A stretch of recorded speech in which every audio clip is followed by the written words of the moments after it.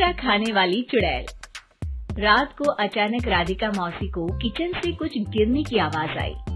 उन्होंने बाहर निकल के देखा तो किचन में उन्हें कोई सफेद साड़ी में दिखा। वो चीख पड़ी, हे भगवान, आलतू जलाल तू आई बला को टाल तू, आलतू जलाल तू आई बला को टाल तू। राधिका मौसी को चीखते सुनकर श्रवण बाहर आता है भागते हुए।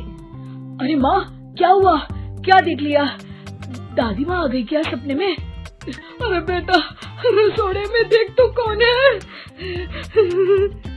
श्रवण रसोड़े में झांक कर देखता है और उसे कोई नहीं दिखता अंदर। अब रसोड़े में तो कोई नहीं है माँ। कोई सफेद साड़ी में नहीं है क्या? नहीं माँ, कोई भी नहीं है। चिल्लम चिल्ली की आवाज सुनकर काजल भी वहाँ आ जाती है। अब क्या हो गया माँ जी? अरे बेटा, रसोड़े में एक चुड़ैल थी सफेद साड़ी में। अरे क्या कर रही थी वो अंदर? अरे बताया नहीं, कल आएगी ना तो पूछ लूंगी। चुड़ैल जी, आपका क्या प्लान है? माँ जी, रात बहुत हो गई है, आपने कोई बुरा सपना देखा होगा, चलिए सो जाइए। राधिका मौसी सोने तो चली जाती है पर उनको रात भर नींद ही नहीं आती। वो कुछ भी उलझुल बातें सोचने लगती है। कहीं चुड़ैल की वजह से तो घर में टेंशन नहीं हो रहा, कहीं उसी की वजह से तो वो दादी नहीं बन पा रही। सुबह जब राधिका मौसी रसोड़े में छानबीन करती है तो पाती है कि नींबू का अचार गायब है। चुड़ैल नींबू का अचार ले गई, मुझे तो ठीक नहीं लग रहा कुछ।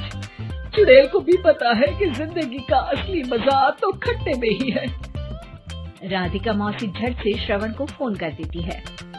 बेटा, मुझे समस्या समझ में आ गई है, हमें एक तांत्रिक की जरूरत है। अरे क्या बोल रही हो माँ, तांत्रिक की क्या जरूरत है? आप पूजा पाठ तो कर ही रही हो ना। आलतू जलालतू मंत्र सारे फालतू जैसे कुछ मंत्र पढ़ो, चली जाएगी अपने आप चुड़ैल। अरे नहीं बेटा, कभी चुड़ैल को कम नहीं समझते। अरे तुझे पता भी नहीं चलेगा कि कभी वो छल करके काजल की जगह घर की बहू खुद बन जाएगी। क्या माँ, कुछ भी बोल रही हो? कहाँ काजल और कहाँ चुड़ैल? वैसे एक बात बताओ, काजल को अगर गाने के लिए बोल देना तो चुड़ैल काजल की आवाज सुनकर घर तो क्या, धरती लोग छोड़कर चली जाएगी। तुम ना पढ़े लिखे बच्चे हर चीज को मजाक समझते हो। तुम रहने दो, मैं खुद ही तांत्रिक को बुला लेती हूँ। अच्छा सुन, शाम को इमली लेके आना। क्या है कि चटनी खाए बहुत दिन हो गए है ना? नहीं माँ, इमली तांत्रिक से ही मंगवा लो ना, आटा वगैरह भी उसी से पिसवा लेना। देखो मुझे काम करना है। श्रवण रात को कई तरह की सब्जियों के साथ माँ के कहने पे चटनी के लिए इमली भी ले आया था, लेकिन राधिका मौसी के दिमाग में अलग ही फिल्म चल रही थी। उन्हें अब सिर्फ शक ही नहीं यकीन होने लगा था कि शायद चुड़ैल ने श्रवण पर अपना जाल बिछा दिया था, जिस वजह से श्रवण उनकी बात ही नहीं मान रहा था। पर कोई नहीं, आने वाली रात में राधिका मौसी खुद तैयार हो गई चुड़ैल को पकड़ने के लिए। रुद्राक्ष की माला, तुलसी का पत्ता, हनुमान चालीसा सब हाथ के पास ही था, बस चुड़ैल का इंतजार था।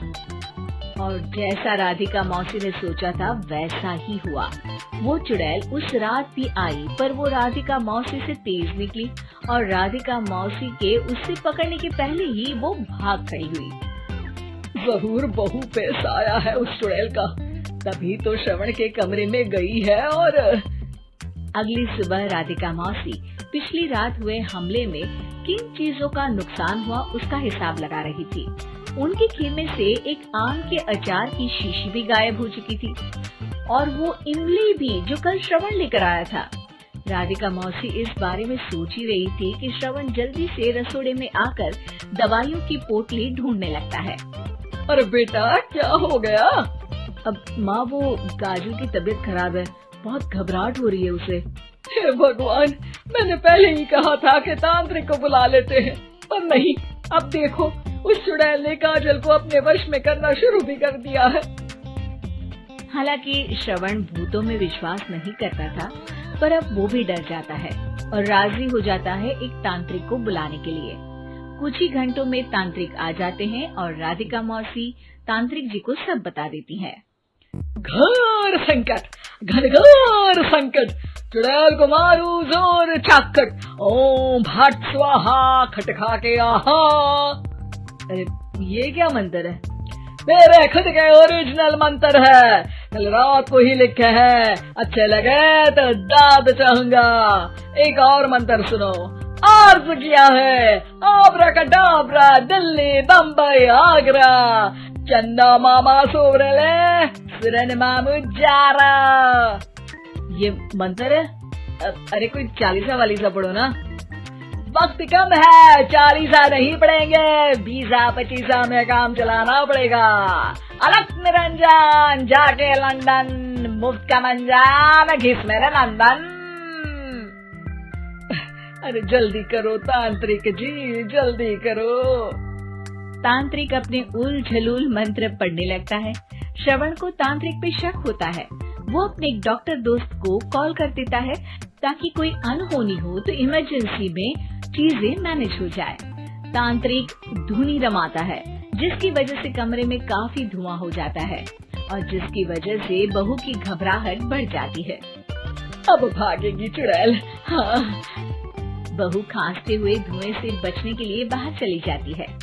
अरे भाग रही है, भाग रही है। पीछे पीछे श्रवण भी जाता है। बहू एक सोफे पर बैठ जाती है।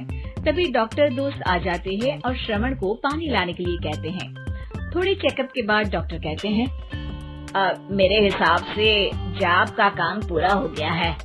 क्या मतलब? अरे कुछ भी नहीं माँ, कोई चुड़ैल नहीं है, खुशखबरी है, अब दादी बनने वाली है। मगर वो सब अचार के डब्बे। श्रवण दोनों अचार के डब्बे अपनी माँ को दिखाता है, जो कि उनके बिस्तर के नीचे छुपे हुए थे।